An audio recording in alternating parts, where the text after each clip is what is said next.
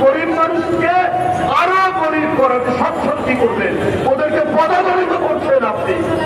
কিছুর আগে দেখলাম বক্তব্যটি প্রধানমন্ত্রী, উনি বলছেন এদেশের মানুষকে সচ্ছল করার জন্য আমি কাজ করে যাচ্ছি।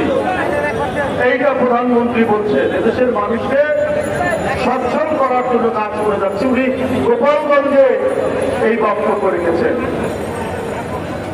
তো আমার কথা হলো,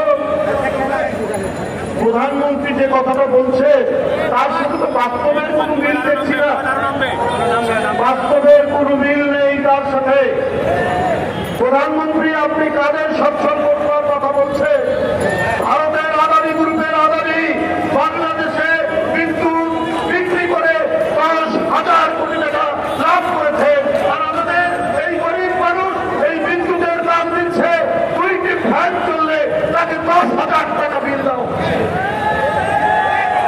যদি একজন মানুষের বাসায় একটা এসি থাকে তাহলে তার বিল আসে 25,000 টাকা, 30,000 টাকা, আর এই টাকা নিয়ে যাচ্ছে ওই আদানি গ্রুপ। তার এইবারে শুধু বাংলাদেশে বিদ্যুৎ বিক্রি করে 10,000 কোটি টাকা তিনি লাভ করেছেন।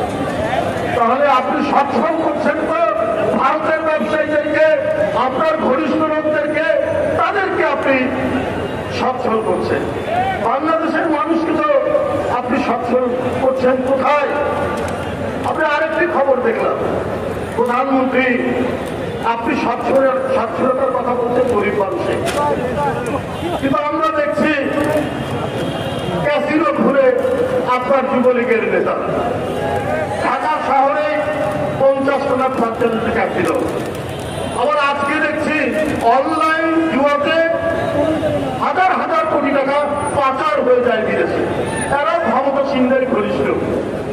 এটা পৃথিবীর বিভিন্ন মানবাধিকার সংস্থা যারা ফিনান্সিয়াল ইনভেস্টিগেশন করে তারা তাদের বক্তব্য, এটা আমার বানানো কথা না, যে অনলাইন জুয়াতে হাজার কোটি টাকা পাচার হয়ে যাচ্ছে।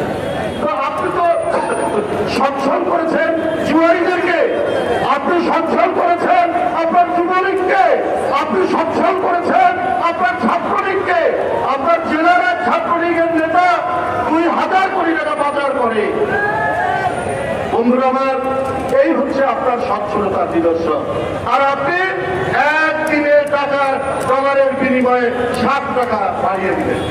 $1 দাম 117 টাকা, কদিন আগেই ছিল 110 টাকা মজুরি। এক ঘোষণায় 117 টাকা। এখন বলছেন যে এত টাকা, এটা দেখি অর্থনীতির একটা সংস্কার ভারসাম্য, কিন্তু আমদানি করতে গিয়ে যে প্রচুর টাকা চলে যাবে। আমদানি তো শুধু আপনার ক্যাপিটাল মেশিনারি না, শিল্পের যন্ত্রপাতি নয়, আমাদেরকে আদা আমদানি করতে হয়, রসুন আমদানি করতে হয়, পেঁয়াজ আমদানি করতে হয়। এই আমদানিতে ডলার লাগে, এই ডলার কিনতে যদি এত টাকা চলে যায়, 7 টাকা বাড়াবাড়ি কি আপনার এখন চোখ খুলে এসে হাজার কোটি টাকা হবে। তাহলে এগুলো আমদানি করতে এই যে এত টাকা যাচ্ছে, ওর প্রভাব, ওর ফলাফল তো সাধারণ মানুষ, নিত্য প্রয়োজনীয় জিনিস, আদা বলেন, রসুন বলেন, সেটার দাম তো আবার হু করে বাড়বে। আপনি গরিব মানুষকে আরো গরিব করাতে সচ্ছল কি করবেন, ওদেরকে পদাদলিত করছেন আপনি। সংবাদ, ফিচার ও অনুষ্ঠানের জন্য ভিজিট করুন সংবাদ প্রকাশের ওয়েবসাইট এবং যুক্ত থাকুন ফেসবুক পেজ ও ইউটিউব চ্যানেলের সঙ্গে।